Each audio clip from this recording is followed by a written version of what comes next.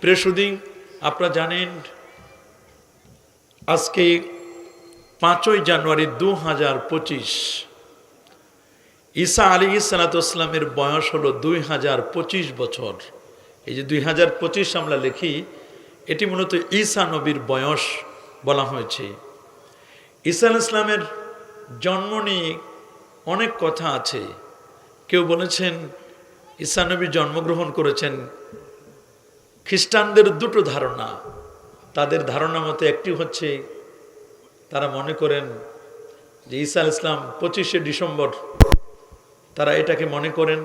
কেউ মনে করেন যে না, এটি 22শে ডিসেম্বর, কেউ কেউ মনে করছেন এটি 7ই জানুয়ারি। তো এই তিনটি মত তাদের মধ্যে আছে। এরকম আমাদের দেশে বড়দিন পালন করা হয় কোন দিন? 25শে ডিসেম্বর না, আমাদের দেশে বাংলাদেশে বড়দিন পালন করা হয় 25শে ডিসেম্বর, খ্রিস্টানদের বড়দিন হিসাবে। ওরা মনে করে এটা যীশু খ্রিস্টের জন্মদিন। আর যুক্তরাষ্ট্র, ইথিওপিয়া, আরো বহু রাষ্ট্র তারা পালন করে যে ঈসা নবীর জন্মদিন হচ্ছে 7ই জানুয়ারি। কোন জানুয়ারি? 7ই জানুয়ারি। আসলে 7ই জানুয়ারিও সঠিক নয়, 25শে ডিসেম্বরও সঠিক নয়। ঈসা নবী শীতকালেই জন্মগ্রহণ করে নাই, উনি জন্মগ্রহণ করেছেন গ্রীষ্মকালে, খেজুর পাকার মৌসুমে। সুবহানাল্লাহ বলেন, আল্লাহু আকবার বলেন। ঈসা আলাইহিস সালাম তার বয়স হলো 33 বছর 8 মাস 9 দিনে আল্লাহ তাআলা তাকে পৃথিবী থেকে চতুর্থ আসমান, আরেকটি বর্ণনা আছে দ্বিতীয় আসমানে আল্লাহ তাআলা হযরতে জাকারিয়া আলাইহিস সালামের সন্তান হযরতে ইয়াহইয়া, তার কাছে আল্লাহ তাআলা নিয়ে গেছেন। দুজনেই মরিয়ম আলাইহিস সালামের খালু, সেই খালুর ছেলে ইয়াহইয়া এবং ঈসা দুজনে একটি আসমানে অবস্থান করছেন।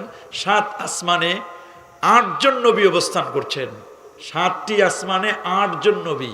প্রথম আসমানে আদম আলাইহিস সালাম, দ্বিতীয় আসমানে ঈসা এবং ইয়াহইয়া, তৃতীয় আসমানে ইউসুফ আলাইহিস সালাম, চতুর্থ আসমানে ইদ্রিস আলাইহিস সালাম, পঞ্চমে হারুন আলাইহিস সালাম, ষষ্ঠে মুসা কালিমুল্লাহ আলাইহিস সালাম, সপ্তমে ইব্রাহিম খলিলুল্লাহ আলাইহিস সালাম।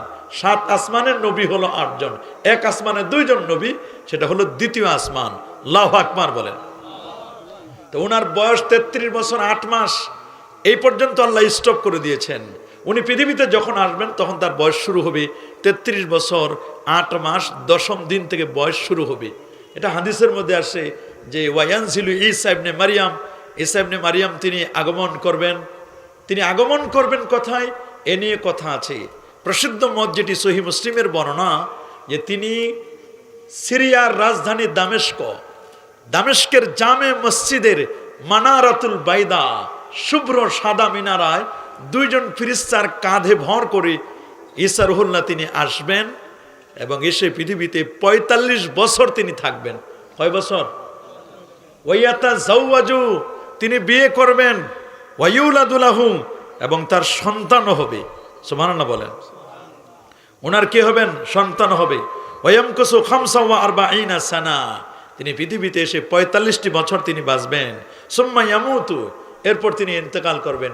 বিয়ে শাদী হবে, সন্তান সন্ততি হবে, ইন্তেকাল করবেন। ফায়ুদফানু মাই ফি কবরি, আল্লাহ নবী বলেন আমার সাথে আমার রওজায় ঈসা রুহুল্লাহর রওজা হবে, কবর হবে। আল্লাহু আকবার বলেন। ফাআকুমু আনা ওয়া ঈসা ইবনে মারিয়াম ফি কবরিন ওয়াহিদ, আমি এবং ঈসা রুহুল্লাহ দুজনে আমরা একটা কবর থেকে আমাদের পুনরুত্থান হবে। আল্লাহু আকবার বলেন। বাইনা আবি বকর ওয়া ওমরা, এক পাশে আবু বকর আর এক পাশে ওমর, মাঝখানে আমি নবী এবং ঈসা রুহুল্লাহ দুজনে থাকবো।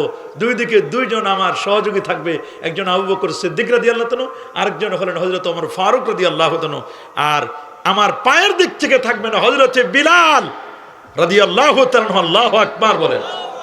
আমার নবীর মুয়াজ্জিন ছিলেন 4 জন। বলেন কয়জন? আরো জোরে বলেন কয়জন? হযরত বিলাল রাদিয়াল্লাহু তাআলা, রাহ গায়া রুসমে আজা রূহে বেলালি নাহরায়া, ফলসফা রাহ গায়া তালকিনে গজালি নাহরাই। আল্লাহু আকবার। রসম রয়েছে আজানের বটে, আজানের রূহ বেলাল নেই, ফলসফা আছে প্রাণহীন পরে, আল গজালির কথায় পায়।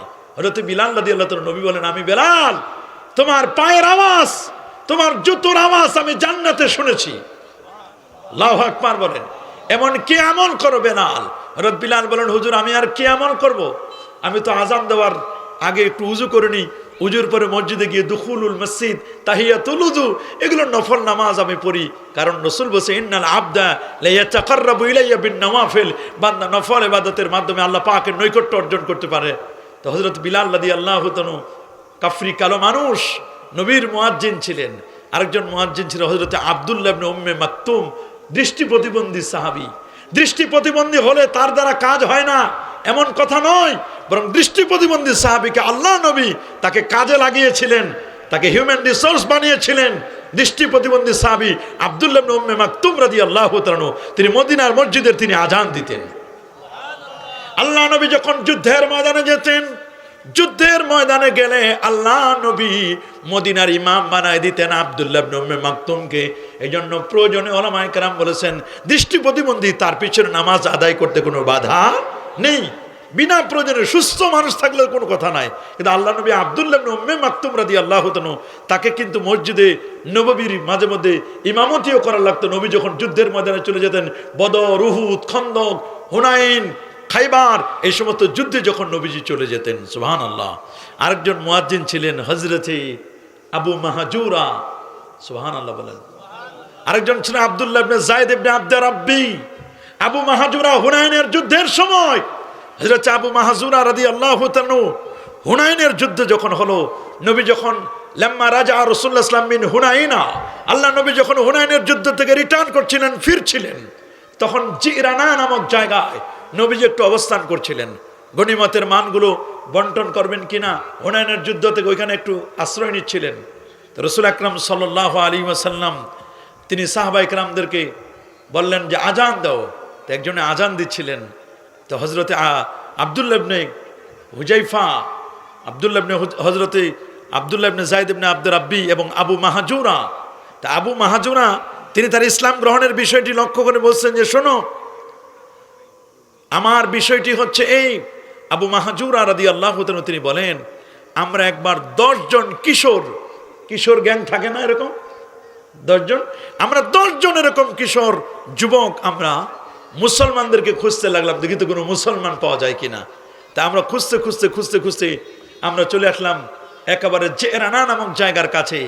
দেখলাম যে মুসলমানদের মধ্যে তারা নামাজ পড়বে, একজনে আজান দিচ্ছে।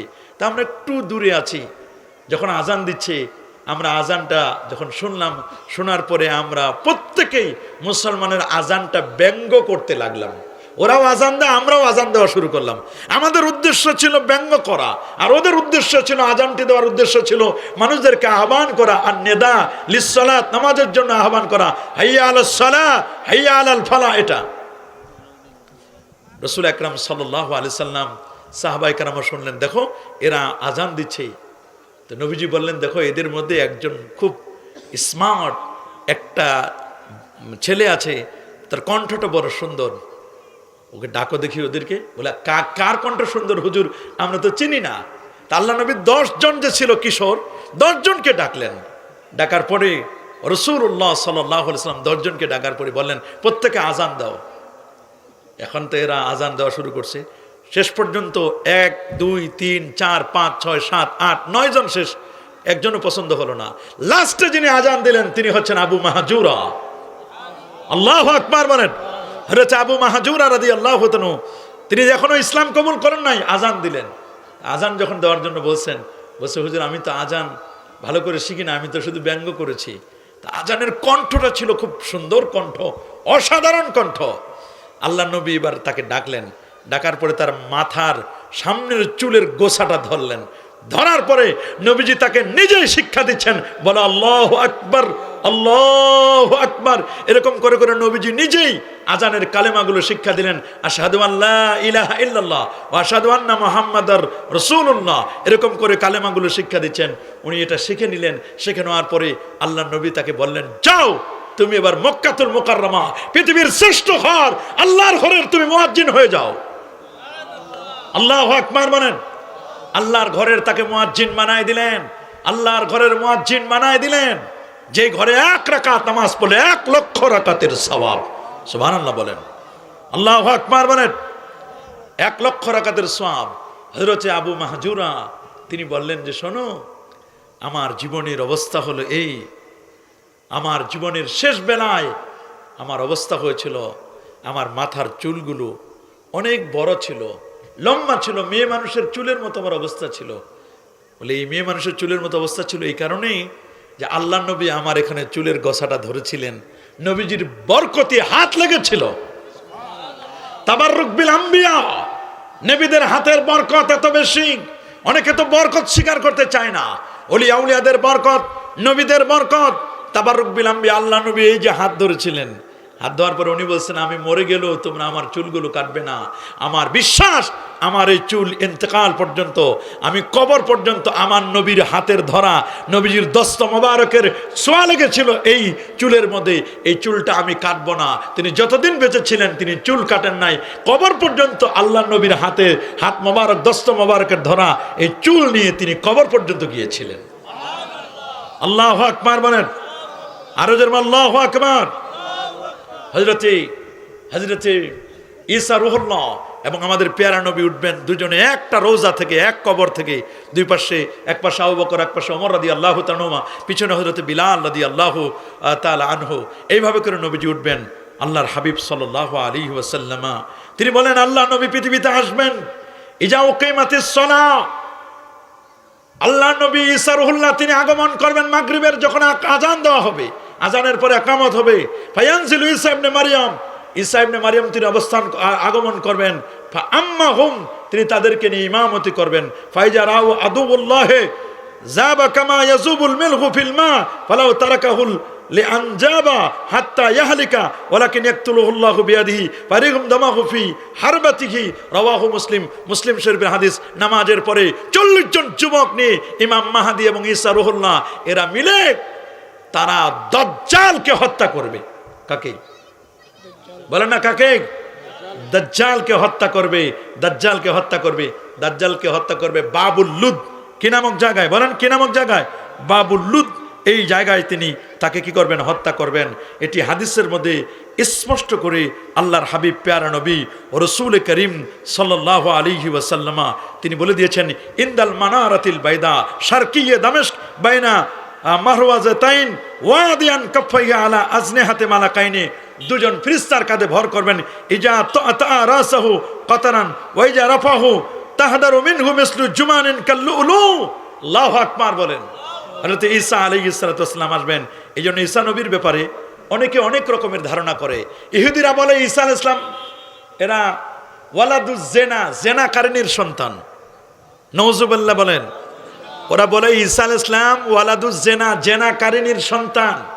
খ্রিস্টানরা বলে ঈসা হচ্ছে আল্লাহর বেটা, ইবনুল্লাহ। নাউজুবিল্লাহ। তার মা মারিয়ামকে বলা হয়, তারা বলছে আল্লাহ পাকের জাওজা, আল্লাহ পাকের স্ত্রী। নাউজুবিল্লাহ। আর ফেরেশতাদেরকে তারা বলতো বানাতুল্লাহ, আল্লাহ পাকের কন্যা। উজাইরকে ইবনুল্লাহ বলতো। আমার আল্লাহ পরিচয় দিচ্ছেন, শোনো সূরাতুল মাইদার মধ্যে 75 নম্বর আয়াতে আল্লাহ পাক রব্বুল জানাই দিচ্ছেন, মাল মাসীহ ইবনু মারইয়াম, মাসীহ ইবনু মারইয়াম নয়, ইল্লা রাসূল, তিনি হচ্ছেন কেবলমাত্র আল্লাহ পাকের একজন রাসূল। কদ খালাত মিন ক্বাবলিহির রাসূল, তার পূর্বে কত রাসূল চলে গিয়েছেন। ও উম্মুহু সিদ্দিকা, তোমার মাকে নিয়ে তোমরা বাজে মন্তব্য করো না। ওনার মা ঈসা নবীর মাকে নিয়ে বাজে মন্তব্য করো না। তার মা আল্লাহর স্ত্রী নয়, বরং তার মা হচ্ছে সিদ্দিকা, একজন সতী সাধবী, একজন তিনি হচ্ছেন এমন একজন নারী। তার মা হচ্ছেন সিদ্দিকা, চরম সত্যবাদিনী একজন নারী। আল্লাহু আকবার বলেন। কানা ইয়াকুলানিত তাম, তারা দুজনেই খাবার খায়। তার মা আল্লাহর স্ত্রী নয়। আল্লাহর পরিচয় কুল হুয়াল্লাহু আহাদ আল্লাহুস সামাদ লাম ইয়ালিদ ওয়া লাম ইউলাদ ওয়া লাম ইয়াকুল লাহু কুফুয়ান আহাদ। আল্লাহু আকবার। আল্লাহ কাউকে জন্ম দেন নাই, আল্লাহ কারো কাছ থেকে জন্ম নেন নাই। আল্লাহ পাক রব্বুল আলামিন তিনি বলে দিয়েছেন যে তার কোনো সমকক্ষ নেই। আল্লাহর কোনো সমকক্ষ আছে নাকি? এই জন্য আমার রাসূল সহিহ বুখারীর 3445 নম্বর হাদিসে তিনি বলে দিয়েছেন, লা তাতরুনি কামা আতরাতিন নাসারা, তোমরা আমার ব্যাপারে বাড়াবাড়ি করো না যেমনি ভাবে খ্রিস্টান না ঈসা নবীর ব্যাপারে বাড়াবাড়ি করেছিল। ফা ইন্নামা আনা আবদুহু, শোনো আমার পরিচয়, আমি হচ্ছে আল্লাহ পাকের বান্দা। ফাকুলু, তোমরা আমার ব্যাপারে বলো ইন্নী আবদুল্লাহ ওয়া রাসূলুহু, তোমরা আমি রাসূলুল্লাহর ব্যাপারে বলো আমি আল্লাহ পাকের বান্দা এবং তার রাসূল। সুবহানাল্লাহ। আল্লাহু আকবার বলেন। আর আল্লাহু আকবার। আমার নবী পরিচয় দিতেন, উবুদিয়াতের পরিচয় দিতেন, দাসত্বের গোলামীর পরিচয় দিতেন, বলতেন আমি আল্লাহ পাকের বান্দা এবং তার রসুল। সুবহানাল্লাহ, সুবহানাল্লাহ, সুবহানাল্লাহ। আমরা নবীকে রসুল হিসাবে বলবো, কথা বলেন ঠিক না? এটা আমরা বেশি মানুষের কাছে ফলো করব, পরিচয় দেব। অনেকে নবীকে খালি শুধু আব্দুন আব্দুন, গোলাম গোলাম গোলাম গোলাম বলে এইভাবে পরিচয় দিয়ে বলছে নবী আমাদের মতো। আমার নবীকে আমাদের মতো? কুল ইন্নামা আনা বাশারুম মিসলুকুম, আমি হচ্ছে তোমাদের মতো মানুষ। এর অর্থ কি? এর অর্থ হলো তোমাদের যেমন মা আছে বাবা আছে, আমারও মা আছে বাবা আছে।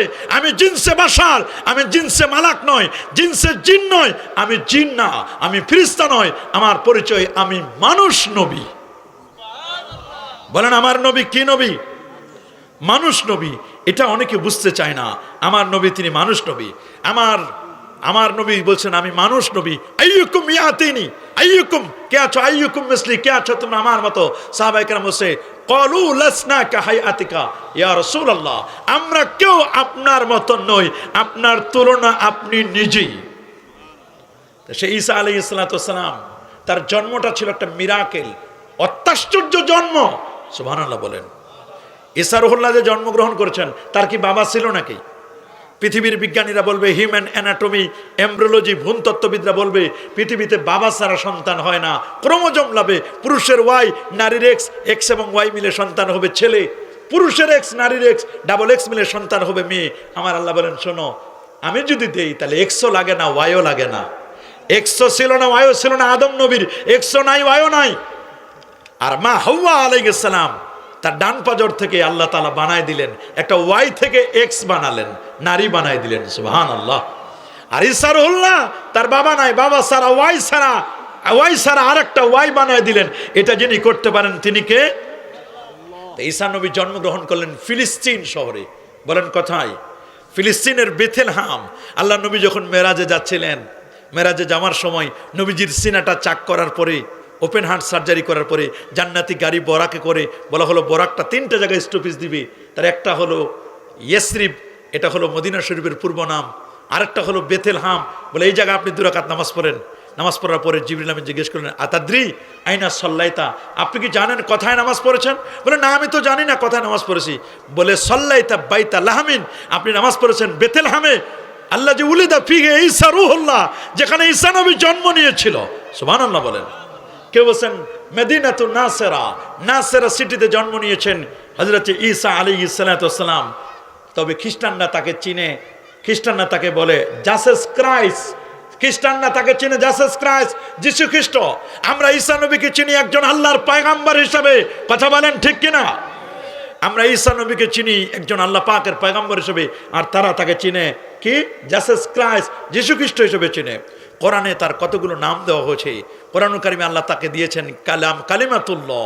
কোরআনে তার নাম কালিমাতুল্লাহ, তার নাম হচ্ছে মাসীহ ইবনে মারইয়াম, তার নাম হচ্ছে রূহুল্লাহ। আল্লাহু আকবার বলেন। এই জন্য তার মা, তিনি ছিলেন পৃথিবীর মধ্যে একজন বিখ্যাত নারী। পৃথিবীতে 4 জন বিখ্যাত নারী ছিলেন। আফজালুন নিসায়ে আহলিল জান্নাহ, জান্নাতের 4 জন নারী সর্দারিনী হবেন। 4 জন নারী সেরা জান্নাতি নারী পৃথিবীতে। কয়জন?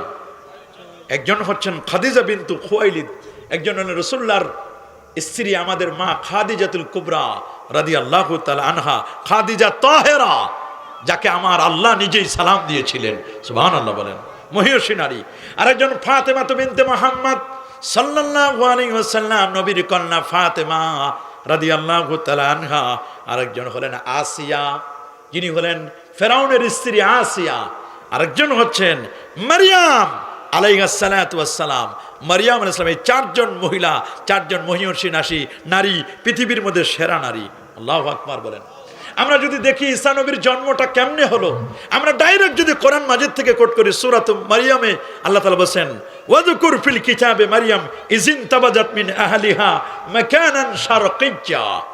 হে মুহাম্মদ সাল্লাল্লাহু আলাইহি ওয়াসাল্লাম, আপনি ওই কিতাবে মরিয়মের কথা বর্ণনা করুন, যখন সে তার পরিবারের লোকজন হতে একটু পৃথক হয়ে গেল, একটি নিরিবিলি নিকুঞ্জ পরিবেশের দিকে যখন গেল, তখনই ফাত্তাখাযাত মিন দুনিহিম হিজাবা, যখন সে তার পরিবারের লোক থেকে পৃথক হয়ে সে তাদের আড়াল করার জন্য একটু পর্দা টানায় দিল, চতুর্দিকে একটু হিজাব টানায় দিল, একা একা হয়ে গেল। তখন ফারসালনা ইলাইহা, আমার আল্লাহ বলেন আমি মরিয়মের কাছে প্রেরণ করলাম রুহানা, আমাদের রুহু জিবরিল আমিনকে পাঠাই দিলাম। সুবহানাল্লাহ বলেন। আমি মারিয়ামের কাছে জিবরিলকে পাঠাই দিলাম। ফাতামাসসালা লাহা বাশারা, ফাতামাসসালা লাহা বাশারান সাবিয়া, তিনি মানবের সূরত ধরে তিনি সামনে গেলেন। ক্বালাত, বললেন ইন্নী উইযু বির রহমান মিনকা ইন কুনতা তাকিয়া। আল্লাহু আকবার। মারিয়াম বলেন, শোনো, তুমি কিন্তু আমার কাছে এসো না, আমি কিন্তু তোমাকে ভয় পাচ্ছি, তুমি কি না কি করে বসো, আমি কিন্তু একজন সতী সাধবী নারী, আমার সাথে তুমি ব্যভিচার করতে পারবে না। ক্বালা ইন্নামা আনা রাসূল রাব্বিক লিআহবালাকে গোলামান জাকিয়া। শোনো, তুমি যেটা আশঙ্কা করতেছো যে আমি তোমাকে ধরব, স্পর্শ করব, তোমার সাথে কোনো খারাপ কোনো আচরণ করব, আমি এজন্য আসি নাই। আমি আল্লাহর পক্ষ থেকে ফিরিস্তা দূত জিবরিল আমিন আসছি তোমাকে একটা সন্তান উপহার দেওয়ার জন্য, সন্তানের সুসংবাদ দেওয়ার জন্য। আল্লাহু আকবার বলেন। ক্বালাত, মারিয়াম আলাইহিস সালাম বললেন, আন্না ইয়াকুনু লি গোলামা, আই কাইফা ইয়াকুনু লি গোলামা, কিভাবে আমার গোলাম হবে, কিভাবে আমার সন্তান হবে। আন্না ইয়াকুনু লি গোলামুন, কিভাবে আমার সন্তান হবে। ওয়ালাম ইয়ামসাসনি বাশার, আমাকে তো কোনো পুরুষ মানুষ স্পর্শ করে নাই। ওয়ালাম আকু বাগিয়া, আর আমি তো কোনো বাগী নই, আমি তো কোনো বাগী নই, ব্যভিচারিণী কোনো মহিলা নই। ক্বালা কাযালিক, হযরত জিবরিল আমিন বললেন, শোনো, তুমি কোনো টেনশন করো না, এভাবেই সন্তান আল্লাহ দিবেন। সন্তান দেওয়ার মালিক কে?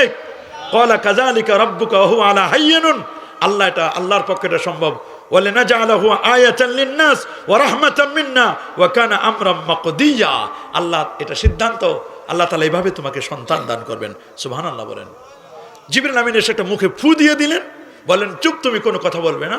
৩-৪ দিন পর দেখতেছে পেটে নড়াচড়া করা শুরু করে দিল। ফাহামালাতুহু ফান্তাবাজাত মিনহু ফান্তাবাজাত বিহি মাকানান শারকিয়া ফাজাআহাল মাকাদ ফাআজাআহাল মাকাদু ইলা জিজিন নাখলা। মরিয়মের যখন প্রসব বেদনা শুরু হলো, তখন তিনি একটা খেজুর গাছের কাছে গেলেন।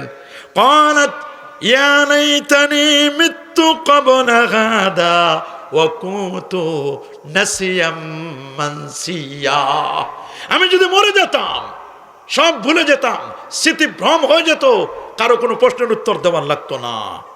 ফানাদাহা মিন তাহতিহা আল্লা তাহজানি, আল্লাহ তাহজানি ক্বাদ জাআলা রাব্বুকা তাহতাকা সারিয়া, তুমি কোনো টেনশন করো না, তুমি নিচের দিকে তাকাই দেখো, আল্লাহ তাআলা তোমাকে ফুটফুট একটা সন্তান দান করেছেন। ওয়া হুজ্জি ইলাইকা বিজিজিন নাখলা, তোমার তো সন্তান ডেলিভারি দিয়েছো, তোমার এখন ক্ষুধা লেগেছে, খেজুর খাওয়া দরকার, তুমি খেজুর গাছটা একটু টান দাও তোমার দিকে। তো সাকে তো আলাইকে রুতাবান জানিয়া, তোমার কাছে পাকা পরিপক্ক টসটসে পাকা খেজুর তোমার কাছে চলে আসবে। ফাকুলি ওয়াশরাবি, তুমি খেজুর খাও, পান করো। ওয়া কাররি আইনা, তোমার চোখ জুড়াও আর সন্তানটা দেখো, দেখো কত সুন্দর সন্তান আমি আল্লাহ মরিয়ম তোমার কোলে দান করেছি। আল্লাহু আকবার বলেন। ফাম্মা তারায়ান্না মিনাল বাশারি আহাদান ফাকুলি ইন্নী নাযারতু লিররহমানি সাওমা ফালান উকাল্লিমাল ইয়াওমা ইনসিয়া, তুমি শুধু এতটুকু বলবে, আজকে আমি কোনো কথা বলবো না, কারণ মহিলারা তেমন বিবিসি সিএনএন ফেল। আমি যদি আমার সন্তান হয়, গ্রামের মহিলারা জানার পরে বলবে যে আরে হে মরিয়ম, তোমার কেমনে সন্তান হলো বলো, তুমি কি কোনো ব্যভিচারী করেছো, জেনা করেছো, অন্যায় করেছো, কোথায় কি করেছো, কেমনে সন্তান হলো? এই কথা যখন বলবে, তখন তো মরিয়ম আলাইহিস সালাম তিনি কিছুই বলেন না, তিনি চুপ, তিনি কোনো কথা বলেন না। ফাআশারাত, তিনি শুধু ইঙ্গিত করেন, ইশারা করেন, তিনি শুধু, অন্য কিছু নয়, তিনি শুধু ইশারা করেন আর বলেন, শোনো, আমার করার কিছু নাই, তোমাদের যার যত প্রশ্ন, তোমরা সব প্রশ্ন আমার সন্তানকে করো। আল্লাহু আকবার বলেন। আরে যেমন আল্লাহু আকবার। ওরা বললো কাইফা নুকাল্লিমু, কিভাবে আমরা কথা বলবো তোমার এই ছোট্ট শিশুটি, মার কোলে, তোমার কোলের শিশুর সাথে কি কথা বলা যায়? ঠিক ওই মুহূর্তে ঈসা রুহুল্লাহ তিনি বলেন, শোনো, আমার আল্লাহ আমাকে মায়ের কোলে থেকে নবী বানাইছেন। ছোট্ট শিশু স্পষ্ট ভাষায় কথা বলা শুরু করেন, ওয়া জাআলানি মুবারাকা, আমাকে বরকতময় করেছেন। তোমরা যত রকমের প্রশ্ন করবে আমি প্রত্যেকটি প্রশ্নের উত্তর দিব। ওয়া রাসূলান ইলা বানি ইসরাঈল ইন্নী কাদ জিতুকুম বিআয়াতিম মির রাব্বিকুম, আমি বনি ইসরাইলের নবী, আল্লাহর পক্ষ থেকে আমি আয়াত নিয়ে এসেছি। শুধু তাই নয়, ইন্নী আখলুকু লাকুম মিনাত তিন কাহাইয়াতিত তায়রে ফানফুকু ফিহি ফায়াকুনু তায়রান বিইজনিল্লাহ, আমি কাদামাটি দিয়ে যখন পাখি বানাই যখন ফু দিই, এরা আকাশে পাখি হয়ে উড়ে চলে যায়। সুবহানাল্লাহ বলেন। ওয়া উবাররিউল আকমাহা, আমি কুষ্ঠ রোগীকে আমি সুস্থ করে দিতে পারি। শুধু তাই নয়, ওয়া আবরাসা ওয়া উহিল মাউতা, আমি দৃষ্টি প্রতিবন্ধী যারা আছে তাদেরকেও আমি সুস্থ করে দিতে পারি, কুষ্ঠ রোগীকে আমি সুস্থ করতে পারি, আর মুর্দা মানুষকে আমি জিন্দা করতে পারি বিইজনিল্লাহ। এটা আমার নিজস্ব কোনো ক্রেডিট নয়, এই ক্রেডিটটা হচ্ছে আমার আল্লাহর দেওয়া, আল্লাহর দেওয়া বিইজনিল্লাহ। ওয়া উনাব্বিউকুম বিমা তাকুনুনা ওয়া মা তাদাখিরুন, পৃথিবীতে তোমরা তোমাদের বাড়ি ঘরের মধ্যে যা খাবার জমা করে রাখো, কি কি আসো, সব আমি বলে দিতে পারি। ফি বুয়ুতিকুম, তোমাদের ঘরের ভিতরে কার কি খাবার আছে সেটাও আমি বলে দিতে পারি। এমন একজন নবী আল্লাহ তাআলা পাঠিয়ে দিলেন হযরত ঈসা আলাইহিস সালাতু ওয়াস সালামকে। আল্লাহু আকবার বলেন। সমস্ত লোকজন আসলো মারিয়ামের কাছে, মহিলারা আসলো, এসে বলছে, মারিয়াম খবর কি, এটা কোথা থেকে পেলে? ফাশারাত ইলাইহি ক্বালু কাইফা নুকাল্লিমু মান কানা ফিল মাহদি সাবিয়া, আমরা কেমনে কথা বলবো যে ছোট্ট শিশু? ক্বালা ইন্নী আবদুল্লাহ, শোনো আমার পরিচয় জানো। মারিয়াম আলাইহিস সালাতু ওয়াস সালামের ছেলেটা বলা শুরু করলো, আমি আল্লাহর বান্দা। আতানিয়াল কিতাব, আল্লাহ তাআলা আমাকে কিতাব দান করেছেন। ওয়া জাআলানি নাবিয়্যা, আল্লাহ তাআলা আমাকে নবী বানাই দিয়েছেন। ওয়া জাআলানি মুবারাকা, আল্লাহ আমাকে বরকতময় করেছেন। আইনামা কুনতু ওয়া আওসানি বিস সালাতি ওয়াজ যাকাতি মা দুমতু হাইয়া, আমি পৃথিবীতে যতদিন বেঁচে থাকবো নামাজের কথা বলবো, যাকাতের কথা বলবো। ওয়া বাররাম বিওয়ালিদাতি, আমার মা তিনি পুত পবিত্রা, আমার মার ব্যাপারে বাজে মন্তব্য করো না। ওয়ালাম ইয়াজআলনি জাব্বারান শাকিয়া ওয়াসসালামু আলাইয়া ইয়াওমা উলিদতু ওয়া ইয়াওমা আমুতু ওয়া ইয়াওমা উবআসু হাইয়া, তোমরা আমার ব্যাপারে বুঝে নাও, আমি এমন আমার ব্যাপারে তোমরা বাজে মন্তব্য করবে না। মনে রেখো, আমি হলাম ঈসা, আমার মা হলেন সিদ্দিকা, একজন সতী সাধবী, একজন আমার মা নারী, তার ব্যাপারে বাজে মন্তব্য তোমরা করবে না। তো ঈসা আলাইহিস সালাম জন্ম নিয়েছেন গ্রীষ্মকালে। সেই ঈসা নবীর ব্যাপারে কত মানুষ কত কথা বলে। পৃথিবী বলে উপর থেকে এসেছেন কে? বলে উপর থেকে এসেছেন হযরতে আদম সফিউল্লাহ এবং হাওয়া আলাইহিস সালাম। আদম আলাইহিস সালামকে আল্লাহ তাআলা জান্নাতুল মাওয়া, জান্নাত থেকে আল্লাহ পৃথিবীতে পাঠিয়ে দিলেন শ্রীলঙ্কায় জাবালে আদমে, আরেকজনকে পাঠিয়ে দিলেন জেদ্দায়। তাহলে উপর থেকে আসা যায়, বলে উপরে যাওয়া যায়। বলে ঈসা রুহুল্লাহ উপরে গিয়েছেন আর নামেন নয়, ঈসা নবী উপরে গেছেন নামেন নাই, আদম নবী উপর থেকে নিচে নেমেছেন তিনি উঠেন নাই। আর আমার আল্লাহ তার দোস্তের সিনাটা চাক করে, আহা, জান্নাতি গাড়ি বোরাকে করে ইয়েসরিব, বেতেলহাম, বাইতুল মুকাদ্দাস সমস্ত নবীদের ইমামতি করে আমার নবী এবার চন্দ্র, সূর্য, গ্রহ, নক্ষত্র, Neptune, Pluto, Galaxy, Milky Way, Nova, supernova, Proxima সেন্ট্রাই, Andromeda Galaxy cross করে আমার নবী প্রথম আকাশ। আবার দেখেন আদম নবীর সাথে সাক্ষাৎ, দ্বিতীয় আসমানে ঈসা এবং ইয়াহিয়া সেখানে সাক্ষাৎ করলেন। তারপরে তৃতীয় আসমানে ইউসুফ ইসলাম, চতুর্থ আসমানে ইদ্রিস ইসলাম, পঞ্চমে হারুন, ষষ্ঠ মুসা কালিমুল্লাহ, সপ্তমে ইব্রাহিম খলিলুল্লাহর পরে সিদরাতুল মুনতাহা, 70,000 নূরের পর্দা পার দিয়ে জান্নাত জাহান্নাম ক্রস করে সব পার দিয়ে আরশে আজিমে গিয়ে আল্লাহকে দেখে রাতের মধ্যে অল্প সময়ের মধ্যে চলে আসলেন। পৃথিবীর বিজ্ঞানীরা আবার এটা অসম্ভব, এত শর্ট টাইমে কেমনে তিনি যাবেন? এক আসমান থেকে আরেক আসমান যেতে লাগে 1000 বছর সময়। আরে বাবা, শর্ট টাইমে যাওয়া সম্ভব, এটা আপনার ব্রেনে বুঝে আসবে না। জানেন না উজাইর আলাইহিস সালাম, তিনি 100 বছর আল্লাহ তাকে মৃত্যু দিয়েছিলেন।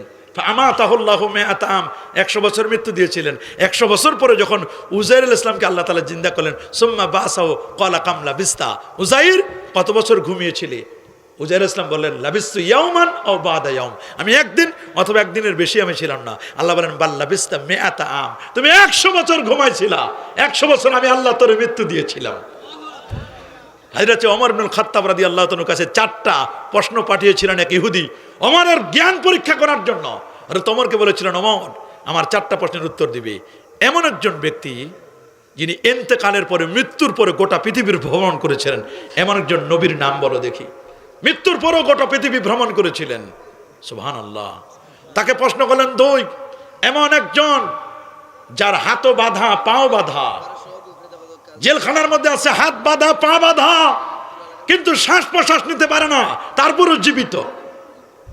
হাত বাঁধা পা বাঁধা, শ্বাস প্রশ্বাস নিতে পারে না, জেলখানার মধ্যে আবদ্ধ, অথচ সে জীবিত।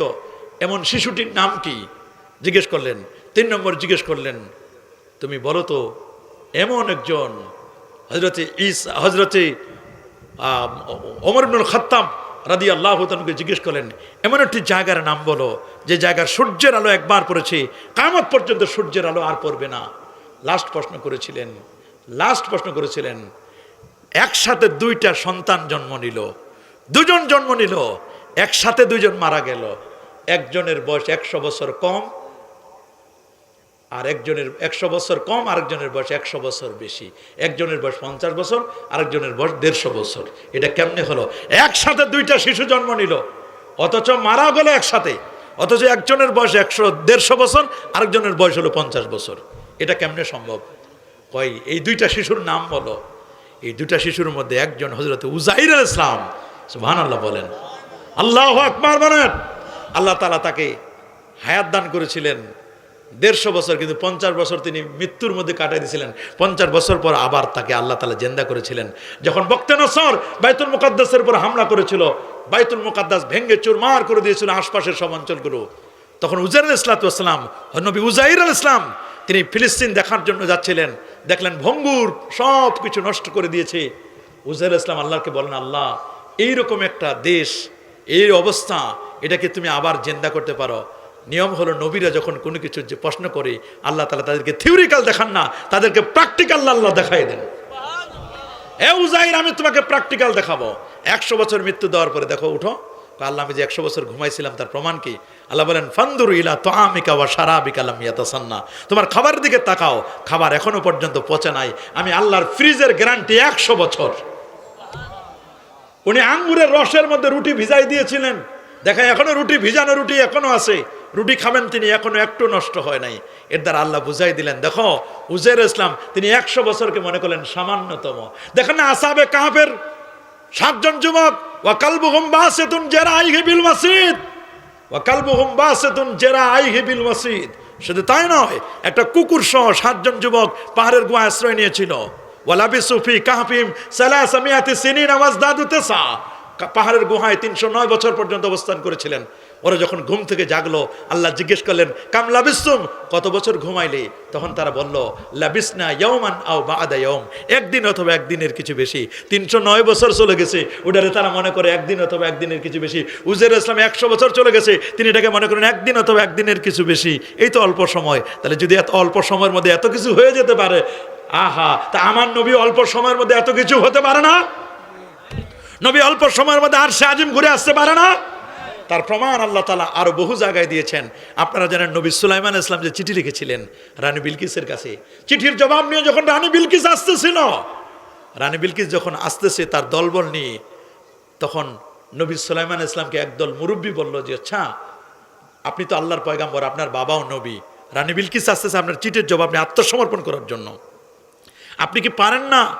রানী বিলকিসের যে একটা সিংহাসন আছে, ওয়ালাহা আরশুন কারীম, তার একটা বড় সিংহাসন, 30-32 তলা বিশাল ভবন, 300 জানালা পূর্ব দিকে, 300 জানালা পশ্চিমে। পূর্ব দিকে যখন সূর্য উঠে তখন সেজদা করে, সূর্যের পূজারী ছিল। আবার যখন পশ্চিমে উঠে তখন সেটাও তারা সেজদা করে। সূর্য যখন পশ্চিমে ডুবে যায় তখন সূর্যের পূজা করে। এই রানী বিলকিস সূর্যের পূজারিনী মহিলাটাকে শায়েস্তা করার জন্য আপনি চিঠি লিখেছেন, সে আসতেছে, সে আসার আগে তার সিংহাসনটা নিয়ে আসেন। কয় দেখো এখান থেকে 2500 কিলোমিটার দূরে ইয়ামানের সাবা প্রদেশে এত বড় একটা সিংহাসন, লক্ষ লক্ষ বিলিয়ন ট্রিলিয়ন সেপ্টিলিয়ন, এত বিশাল সিংহাসন আমি কেমনে আনবো? বলে, আপনি আল্লাহর পয়গাম্বর, আপনি তো হুকুম দিলে হয়ে যায়। সুলাইমান আলাইহিস সালাম তখন বললেন, আইয়ুকুম ইয়াতিনি বিআরশিহা, এই রানী বিলকিসের সিংহাসনটা 4-5 মিনিট সময় আছে, এর মধ্যে কে এনে দিতে পারবে একজন বলো তো? ক্বালা ইফরিতুম মিনাল জিন, জিনদের মধ্যে থেকে একজন, ওয়ালের সাথে দেওয়ালের সাথে লাগানো জিন ছিল, তার নাম ইফরিত। সে বলল, আনা আতিকা বি, আমি আনবো কাবলা আন তাকুম আমি মাকামিক, চেয়ারে উঠবেন আর বসবেন, চেয়ারে উঠা থেকে বসা থেকে এই যে সময়, এই সময়ের মধ্যে আমি হাজির করে দিব। এত বিশাল এক আরো সিংহাসন, চেয়ারে উঠতে আর বসতে যে সময় লাগে, এই সময়ের মধ্যে এনে দিতে পারবেন। ওই মুহূর্তে হযরত সুলাইমান আলাইহিস সালাম বলেন, সরো, তোমার এত লম্বা টাইম আমার চলবে না, আরো শর্ট টাইমে পারবা কে?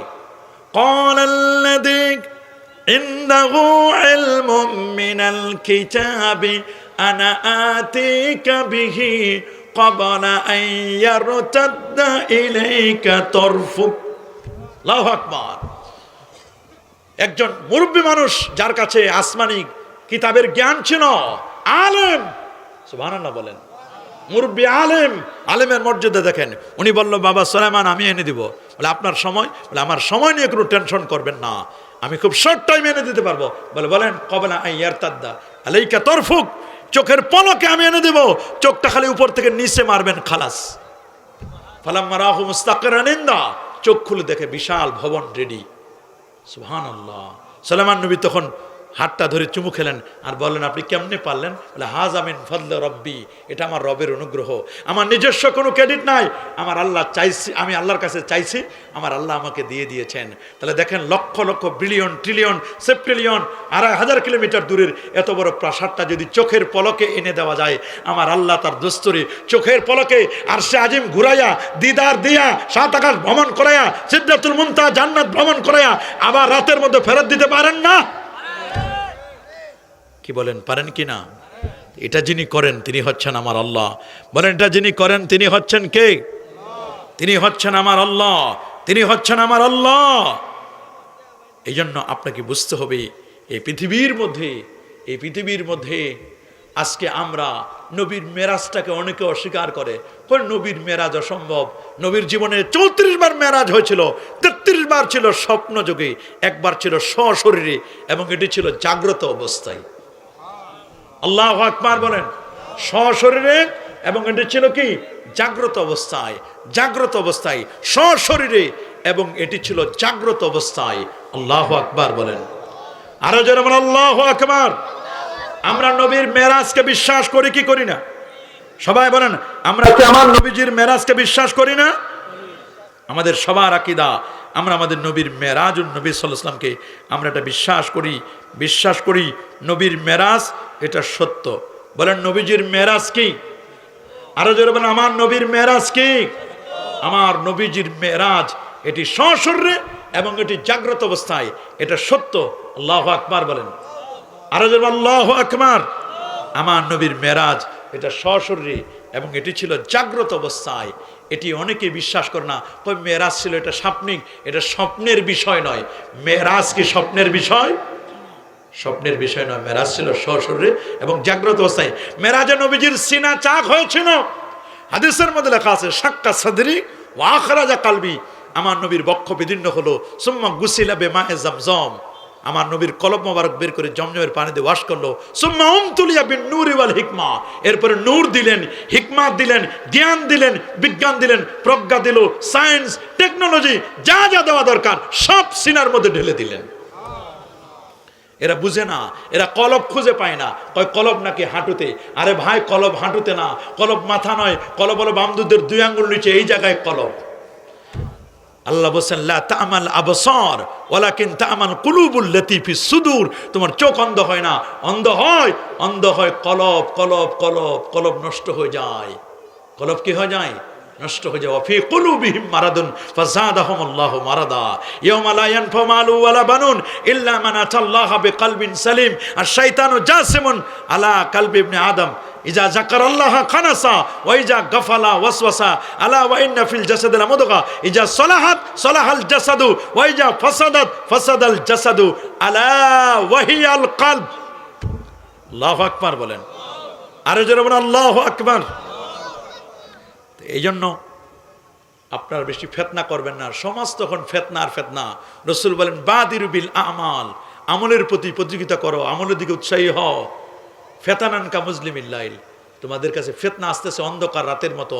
ইউসবিহু মুসলিমান ওয়া ইউমসি কাফেরা, সকালে মুসলমান বিকালে কাফের।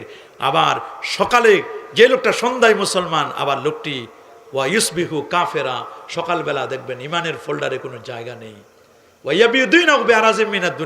দুনিয়ার সামান্য অর্থের কারণে, দুনিয়ার সামান্য ক্ষমতার কারণে, দুনিয়ার সামান্য একটা দলের সাপোর্ট পাওয়ার কারণে তার দিনকে বিক্রি করে দিবে, মানহাজকে বিক্রি করে দিবে, নিজের আকীদাকে, নিজের অস্তিত্বকে বিক্রি করে দিব।